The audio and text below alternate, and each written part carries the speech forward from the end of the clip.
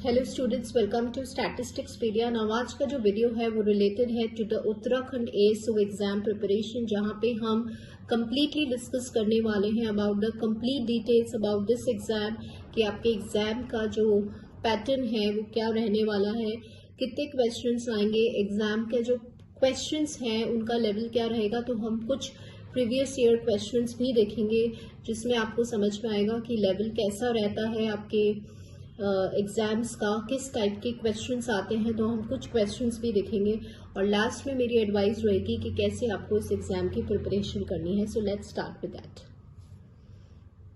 सो सबसे पहले आप देखिए कि आपका जो फर्स्ट पेपर होने वाला है वो पेपर आपका है जनरल हिंदी एंड स्टैटिस्टिक्स का पेपर होगा। ठीक है, अब जनरल हिंदी का जो पेपर है वो आपका 50 मार्क्स का होगा और इसमें जो नंबर ऑफ क्वेश्चंस आएंगे वो भी आपके आएंगे 50 क्वेश्चंस आने वाले हैं, प्लस ये उसी के साथ में 50 मार्क्स का मतलब आपका जो फर्स्ट पेपर है वो general Hindi and statistical techniques पर बेस्ड होगा, जिसमें टोटल नंबर ऑफ क्वेश्चंस आपके आएंगे 100 और टोटल मार्क्स रहने वाला है 100।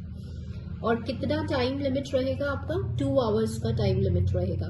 तो यहाँ पर इस फर्स्ट पेपर में 50 मार्क्स का आपको हिंदी देखने को मिलेगा और 50 मार्क्स का आपको स्टैटिस्टिक्स देखने को मिलेगा। मतलब 50 क्वेश्चंस इसमें हिंदी से आएंगे और 50 क्वेश्चंस आपके स्टैटिस्टिक्स से आएंगे। अभी मैं आपको जो इसका सिलेबस है वो भी हम डिस्कस करेंगे। अब देखिए स्टूडेंट्स, ये 2 घंटे का पेपर है और ये जो पेपर 1 आपका फर्स्ट पेपर यही होगा, जनरल हिंदी और स्टैटिस्टिकल टेक्निक्स पर बेस्ड जो है ये पेपर होने वाला है। 2 आवर्स का ये पेपर रहेगा, प्लस इसमें आपका ये जो पेपर है वो क्वालिफाइंग नेचर का है, मतलब कि 40% मार्क्स आने जरूरी हैं। ठीक है, तभी आप पेपर 2 के लिए अप्लाई कर पाएंगे और तभी आप पेपर 2 के लिए एलिजिबल होंगे। तो पेपर 1 क्लियर करना जरूरी है। तो मतलब क्या समझ में आया? पेपर 1 पे फोकस करना जरूरी है, क्योंकि अगर पेपर 1 क्लियर होगा तभी आप पेपर 2 तक पहुंचेंगे। अब आपका जो नेक्स्ट पेपर होगा वो आपका होगा ऑप्शनल सब्जेक्ट वाला पेपर। जो पेपर आपने चूज किया होगा, चाहे वो मैथमेटिक्स है, मैथमेटिकल स्टैटिस्टिक्स है, इकोनॉमिक्स है, कॉमर्स है, डेटा साइंस है, स्टैटिस्टिक्स है, अप्लाइड स्टैटिस्टिक्स है, ये ऑप्शनल पेपर है, राइट। तो जब आपने फॉर्म फिल किया होगा तो अपना ऑप्शनल सब्जेक्ट चूज किया होगा। ये आपका पेपर 2 है और इसके जो टाइम रहेगा वो 3 घंटे का टाइम रहेगा। एमसीक्यू पैटर्न है, पेपर 1 भी ऑब्जेक्टिव रहेगा, एमसीक्यू क्वेश्चंस, पेपर 2 भी ऑब्जेक्टिव क्वेश्चंस, एमसीक्यू क्वेश्चंस रहेंगे। टोटल नंबर ऑफ क्वेश्चंस कितने मिलने वाले हैं? 200। अब ये आपका डोमेन बेस्ड रहेगा। पेपर 2 जो है वो जो भी सब्जेक्ट आपने चूज किया है उस पर बेस्ड आपको क्वेश्चंस मिलेंगे। नंबर ऑफ क्वेश्चंस 200 है और मैक्सिमम मार्क्स कितना है? 200 ही आपके मार्क्स हैं। कितने घंटे का होगा? 3 आवर्स का ये आपका पेपर होगा। देन फिर आपका जो है वो 1 आवर का एक कंप्यूटर बेस्ड प्रैक्टिकल एग्जाम होने वाला है। तो ये जो है वो एक एबिलिटी टेस्ट है, बेसिक नॉलेज आपकी कंप्यूटर की टेस्ट की जाएगी। ये आपका थर्ड पेपर रहेगा, 1 आवर का पेपर रहेगा, मैक्सिमम मार्क्स 100 है। इसको आपको क्लियर करना जरूरी है, 40% मार्क्स आने जरूरी है, मतलब मिनिमम मार्क जो है वो 40 आने जरूरी है। मिनिमम क्वालिफाइंग मार्क्स जो है वो 40 आने जरूरी है। तो ये जो है स्टूडेंट्स, ये आपका एक तरह का प्रैक्टिकल टेस्ट रहेगा, जहाँ पे कंप्यूटर आपको सिस्टम पे, कंप्यूटर पे आपको कुछ क्वेश्चंस दे दिए जाएंगे, जैसे प्रिंट आउट निकालना है, पावर पॉइंट की स्लाइड्स कैसे बनाते हैं, एमएस वर्ड के बारे में, एमएस ऑफिस के बारे में। तो ये बेसिक जो ऑपरेटिंग सिस्टम के क्वेश्चंस हैं, एमएस एक्सेस के क्वेश्चंस हैं। तो 1 आवर का रहने वाला है और यहाँ पे आपकी जो बेसिक नॉलेज है कंप्यूटर की उससे रिलेटेड आपका टेस्ट होगा। ये आपका सिस्टम आपको दिया जाएगा, कंप्यूटर पे ही आपको कुछ क्वेश्चंस प्रैक्टिकली पूछे जाएंगे। ठीक है, तो आपको अब समझ में आ गया होगा कि आपका ये जो एग्जाम का पैटर्न है 3 पेपर्स होंगे, राइट। अब स्टूडेंट्स एक बार हम देख लेते हैं कि आपका जो सिलेबस है और किस टाइप के पैटर्न है, लेवल ऑफ द क्वेश्चंस कैसे आने वाले हैं, वो हम एक बार देख लेते हैं। अभी हम जो डिस्कस कर रहे हैं वो टेक्निक्स ऑफ स्टैटिस्टिकल एनालिसिस वाला पेपर है, उसका सिलेबस है, उसके टॉपिक्स हैं, किस टाइप के क्वेश्चंस हैं, ये सब हम देखने वाले हैं। ये आपका पेपर 1 का है जो हर स्टूडेंट को क्लियर करना जरूरी है। 50 क्वेश्चंस आएंगे, 50 मार्क्स का है, ठीक है। इसके साथ हिंदी वाला पेपर भी आएगा, जनरल हिंदी, और ये स्टैटिस्टिक्स वाला भी आएगा। तो मैं स्टैटिस्टिक्स वाला सिलेबस डिस्कस कर रही हूँ स्टूडेंट्स। सबसे पहले जो है वो आपको बेसिक स्टैटिस्टिक्स क्या होता है, स्टैटिस्टिक्स वर्ड कौन से में से, लैटिन वर्ड कौन से वर्ड से डिराइव किया गया है, इसका मीनिंग क्या है, इसके लिमिटेशंस, इसके यूजेस, राइट, इसके फंक्शंस, इसका स्कोप, इसकी ब्रांचेस कितनी होती है, ये सारे ऑब्जेक्टिव क्वेश्चंस हमें क्लियर होने चाहिए।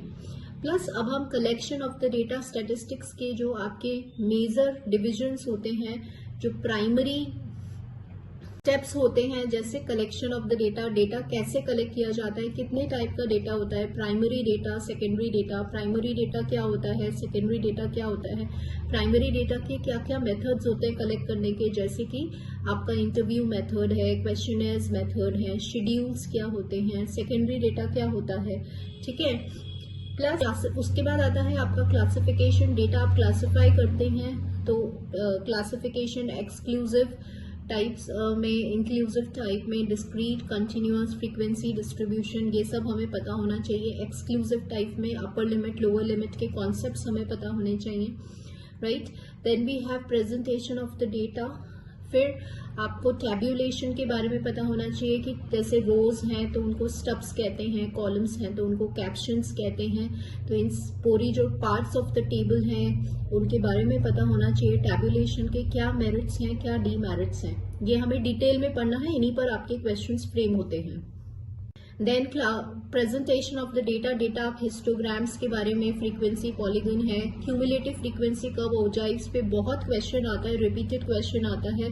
ओजाइव्स क्या होते हैं, less than ogive, more than ogive जब इंटरसेक्ट करते हैं तो क्या हमें वैल्यू प्रोवाइड करते हैं। तो इसी टाइप के बेसिक क्वेश्चंस हैं।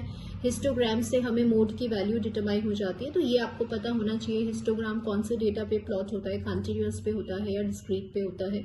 इस टाइप के क्वेश्चंस जो हैं वो आपके फ्रेम होते हैं इस फर्स्ट पार्ट से लेकर, ठीक है। फिर आता है आपका मेजर ऑफ सेंट्रल टेंडेंसी। इसमें आपको मीन, मीडियन, मोड के फॉर्मूला लिस्ट जरूर प्रिपेयर करिए स्टूडेंट्स। फॉर्मूलाज बेस्ड क्वेश्चन, आपको डायरेक्ट क्वेश्चन मिल सकता है तो वो भी हमें आने चाहिए। मीन, मीडियन, मोड, आपके क्वार्टाइल्स हैं, डेसाइल्स हैं, mean, geometric mean, harmonic mean के सारे फॉर्मूलेज आपको पता होने चाहिए। जैसे कंबाइंड ज्योमेट्रिक मीन का फॉर्मूला, कंबाइंड हार्मोनिक मीन का फॉर्मूला, राइट। इस पर न्यूमेरिकल क्वेश्चंस आपको मिल सकता है। और मीन, मीडियन, मोड को कैसे आप प्लॉट करेंगे, ग्राफिकली कैसे शो कर सकते हैं, कंटिन्यूअस में इसका क्या फॉर्मूला होता है। तो फॉर्मूलाज भी हमें बहुत अच्छे से याद होनी चाहिए। हो सकता है आपको डेटा दे दिया जाए और आपको मीडियन और मोड की वैल्यू निकालनी है, तो ये सारे क्वेश्चंस जो हैं वो आपके फ्रेम हो सकते हैं। Then we have measure of dispersion. Dispersion में आपको सारे फॉर्मूलाज याद होने चाहिए। First of all range, mean deviation, standard deviation, coefficient of variation, इन सब के फॉर्मूलाज, कोएफिशिएंट ऑफ वेरिएशन। फिर absolute measure of dispersion, relative measure of dispersion, इन पर न्यूमेरिकल क्वेश्चंस भी आपको देखने को मिल सकते हैं। प्लस मूवमेंट्स के सारे फॉर्मूलेज, म्यू2 क्या होता है, सेंट्रल मूवमेंट्स के formulas, change of origin, change of scale का कॉन्सेप्ट, ये हमें याद होने चाहिए। तो आपको कई बार डायरेक्ट क्वेश्चंस मिल जाते हैं। फॉर्मूलाज, म्यू4, म्यू3 के फॉर्मूलाज, बीटा1, बीटा2, लेप्टोकर्टिक है ना, कर्टोसिस में लेप्टोकर्टिक, मीजोकर्टिक, प्लैटिकर्टिक क्या होता है, पॉजिटिवली स्क्यूड कब होता है, नेगेटिवली स्क्यूड कब होता है, मीन, मीडियन, मोड का रिलेशन। तो ये सारे ही जो मैं बता रही हूँ स्टूडेंट जरूर प्रिपेयर करिएगा। Formula based questions, numerical questions में आपको बहुत हेल्प करेगा। छोटे छोटे क्वेश्चंस जो हैं वो थ्योरेटिकल क्वेश्चंस भी आपको यहीं से मिलेंगे। तो इनके क्वेश्चंस देखने हैं कि या फिर if you want to practise the questions in topics से रिलेटेड, तो काफी सारी वीडियोस आपको मेरे ही चैनल पे मिल जाएंगी जहाँ पे ऑब्जेक्टिव क्वेश्चंस आप देख सकते हैं और बेसिक थ्योरी भी आप देख सकते हैं। इन सबके formulas, change of origin, change of scale, सब कुछ बताया गया है इन वीडियोज पे, आप विजिट करके चेकआउट कर सकते हैं। Then we have index number. Students, index numbers क्या होते हैं, सबसे पहले डेफिनेशन नहीं छोड़ के जाना है। कई बार डायरेक्ट डेफिनेशन फॉर्म में भी पूछ लिया जाता है, तो बिल्कुल बेसिक से स्टार्ट करिए। इंडेक्स नंबर्स क्या होते हैं, उनके यूजेस क्या होते हैं, लिमिटेशंस क्या होते हैं, वेटेड एग्रीगेटिव इंडेक्स नंबर कौन कौन से होते हैं, लास्ट पेयर्स है, पार्शरीज है, मार्शल्स है, फिशर्स है, आइडियल इंडेक्स नंबर कौन सा होता है, इनके फॉर्मूलेज आपको याद होने चाहिए, इनके वेट्स आपको याद होने चाहिए। कई बार डेटा दे दिया जाएगा और आपको इंडेक्स नंबर निकालना होता है, ठीक है। देन आपको यहाँ पे कंसिस्टेंसी टेस्ट याद होने चाहिए, time reversal test, factor reversal test, circular test, Fisher, कौन से इंडेक्स नंबर को आइडियल इंडेक्स नंबर बोला जाता है। मैं आपको डिटेल में बता रही हूँ कि ये टॉपिक्स आपको कवर करने हैं, तो आप इनको यहीं से आपको क्वेश्चंस जो हैं वो फ्रेम होते हैं। Maximum number of times plus construction of index numbers और उनके कैलकुलेशन में आपके यही सब कुछ आएगा। कॉस्ट ऑफ लिविंग इंडेक्स का फॉर्मूला होता है, क्या होता है CPI, cost of living index, consumer price index क्या होता है, परचेजिंग पावर की क्या फॉर्मूला है, राइट, उसके मेरिट्स, उसके एडवांटेजेस। तो ये कुछ पॉइंट्स मैंने आपको बताए जो आपको इसमें करना है। प्लस बेस शिफ्टिंग, आपको फॉर्मूला पता होना चाहिए कि अगर आप बेस को शिफ्ट कर रहे हैं तो उसका फॉर्मूला क्या होता है। चेन बेस इंडेक्स नंबर के बारे में आपको पता होना चाहिए, डिफ्लेशन के बारे में आपको पता होना चाहिए। देन सबसे इम्पॉर्टेंट टॉपिक जिसमें से आपको कई बार ऐसा होता है कि मैक्सिमम क्वेश्चंस हमें मिल जाते हैं, वो है कोरिलेशन और रिग्रेशन। तो कोरिलेशन में स्टूडेंट्स कार्ल पियर्सन्स कोरिलेशन का फॉर्मूला सबसे पहले तो आना चाहिए हमें, ठीक है। कई बार न्यूमेरिकल क्वेश्चन भी आता है इस पर। तो कार्ल पियर्सन्स, उसकी लिमिट्स क्या होती हैं कोरिलेशन की।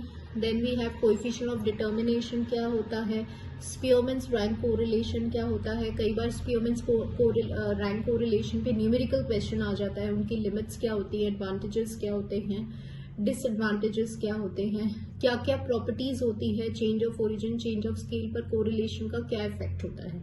तो ये सब हमें डिटेल में पढ़ने हैं और आपको ये समझना है। Then we have regression. तो रिग्रेशन में आपको सबसे पहले ये पढ़ना है कि दो रिग्रेशन लाइंस होती हैं, कौन कौन सी होती हैं, दो रिग्रेशन कोएफिशिएंट्स कौन से होते हैं, उनके फॉर्मूलाज आपको आने चाहिए। BYX एंड BYX की जो प्रॉपर्टीज हैं रिग्रेशन कोएफिशिएंट्स की, वो सारी आनी चाहिए। Change of origin, change of scale का क्या इफेक्ट होता है रिग्रेशन कोएफिशिएंट्स पे, वो आपको पता होना चाहिए, ठीक है। फिर प्रॉपर्टीज पे बहुत ध्यान दीजिएगा स्टूडेंट्स रिग्रेशन के, उस पर आपसे उन प्रॉपर्टीज, कई बार थ्योरेटिकल क्वेश्चन भी बन जाता है और न्यूमेरिकल क्वेश्चन भी बन जाता है, ठीक है। कई बार आपसे ऐसा होता है कि आपको दो इक्वेशंस दे दी जाती है, आपसे पूछ लेते हैं कि ये कौन सी लाइन है, y ऑन x है कि x ऑन y है। तो इस तरह से आपको चेक करना, कैसे हम चेक करते हैं रिग्रेशन लाइंस को, ये भी आना चाहिए, ठीक है। तो ये सारी प्रॉपर्टीज और रिग्रेशन इक्वेशंस, रिग्रेशन कोएफिशिएंट्स, उनकी लिमिट्स और उनकी प्रॉपर्टीज, ये सब कुछ आपको सॉल्व करना है। ये सब कुछ आप जो है उसको आपको डिटेल में स्टडी करना है। Next we have probability. Probability में आपका जो है वो सिलेबस में एलिमेंट्री प्रोबेबिलिटी है, जिसमें आपको एडिशन रूल, जैसे P of A union B का फॉर्मूला क्या होता है, P of A union B union C क्या होता है, टोटल लॉ ऑफ प्रोबेबिलिटी क्या होता है, मल्टीप्लिकेशन थ्योरम क्या होता है, इंडिपेंडेंट इवेंट्स क्या होते हैं, कंडीशनल प्रोबेबिलिटी और बेस रूल, ये आपको सब पढ़ने हैं। बेसिक प्रोबेबिलिटी से रिलेटेड क्वेश्चंस आएंगे। प्लस आपको यहाँ पे इंडियन ऑफिशियल स्टैटिस्टिक्स के बारे में, जैसे NSS हो, नेशनल सैंपल सर्वे ऑर्गेनाइजेशन की क्या क्या फंक्शंस हैं, क्या क्या बॉडीज हैं, क्या डिविजन्स हैं, क्या इनका वर्क है, क्या रोल है, CSO सेंट्रल स्टैटिस्टिकल ऑर्गेनाइजेशन, ठीक है। ये सब के बारे में आपको बहुत अच्छे से पढ़ना है, इनकी जो फंक्शंस हैं, उनका जो वर्क है, रोल है। Plus DES directorate of economics and statistics, plus आपके कुछ क्वेश्चंस उत्तराखंड की गवर्नमेंट से रिलेटेड, उनके जो फंक्शंस हैं, जो रोल्स हैं, जो पॉलिसीज हैं, उस पर भी क्वेश्चंस बनेंगे, ठीक है। और population statistics, sampling error, sample survey और money and banking, national income, agriculture production, ये आपके कुछ क्वेश्चंस है। साथ ही साथ स्टूडेंट्स ये तो आएगा ही सही, लेकिन एक एलिमेंट्री मैथ्स के क्वेश्चंस भी आपको मिलेंगे, बिल्कुल फंडामेंटल्स जो हैं, जैसे सेट थ्योरी। तो सेट थ्योरी में मैं आपको बताती हूँ, जैसे यूनियन है, इंटरसेक्शन है, डिफरेंस है, कॉम्प्लीमेंट्री है, वेन डायग्राम्स है, वेन डायग्राम्स पर बेस्ड क्वेश्चंस हैं, ये आपके सेट थ्योरी में आ सकते हैं, राइट। नंबर सिस्टम्स है, एलिमेंट्री अलजेब्रा आएगा, कोऑर्डिनेट ज्योमेट्री, स्ट्रेट लाइंस के formulas, ratios, percentages, permutations and combinations के फॉर्मूलाज, ठीक है, इनका रिलेशन, इनको कैसे सॉल्व करते हैं। कुछ क्वेश्चंस आपके रिलेटेड होते हैं कि नंबर ऑफ वेज, कितने वेज में आप ड्रॉ कर सकते हैं, राइट, कितने वेज में आप जो वर्ड्स हैं उनको अरेंज कर सकते हैं, तो वहाँ पे PNC अप्लाई होगा। तो ये सारे कुछ क्वेश्चंस आपको एलिमेंट्री मैथ्स के भी देखने को मिलेंगे। तो यही आपका सिलेबस था, तो ये हमने सारा डिस्कस किया है पेपर 1 का। अब बात आती है आपके पेपर्स की कि पेपर का पैटर्न क्या रहने वाला है। तो मैं आपको यहाँ पे एक पेपर दिखा देती हूँ, मतलब ऑलमोस्ट सिमिलर पैटर्न आता है, राइट। तो कुछ क्वेश्चंस आप देख रहे हैं जैसे प्रोबेबिलिटी से रिलेटेड आप देख रहे हैं, कोरिलेशन है, रिग्रेशन है, राइट। क्वार्टाइल्स का क्या रिलेशन होल्ड करता है, पॉजिटिवली स्क्यूड, नेगेटिवली स्क्यूड, ये कब होता है। Then we have a questions कि जैसे कंपनी में अगर स्टेबल स्टेयर है तो कोएफिशिएंट ऑफ वेरिएशन निकालना है, मीन डेविएशन, स्टैंडर्ड डेविएशन। फिर आप देख रहे हैं यहाँ पर एवरेज निकालने का एक न्यूमेरिकल क्वेश्चन है। तो आपको ये पता होना चाहिए कि जब न्यूमेरिकल क्वेश्चन एवरेजेस पे आता है तो कब हमें हार्मोनिक मीन का फॉर्मूला लगाना है या कब अरिथमेटिक मीन का, ये आपको क्वेश्चन को देखकर समझ में आना चाहिए। कोरिलेशन कोएफिशिएंट पर क्वेश्चन है, ठीक है। वेरिएंस की properties, change of origin and change of scale पर। सपोज अब आपको और भी क्वेश्चंस चाहिए होंगे जो आपके एग्जाम लेवल से, पैटर्न से मैच करें फॉर योर प्रैक्टिस। तो मेरा आपसे यही सजेशन है कि आप जो है डिफरेंट स्टेट्स में, जैसे राजस्थान है या एमपी है, जहाँ पे भी एएसओ एग्जाम के पेपर्स आपको इजीली अवेलेबल हो जाएंगे, तो आप सर्च करके, और जैसे आरपीएससी का एएसओ का एग्जाम आप डाउनलोड करें और वहाँ पे स्टैटिस्टिक्स वाले सेक्शन के क्वेश्चंस जो हैं वो प्रैक्टिस करें।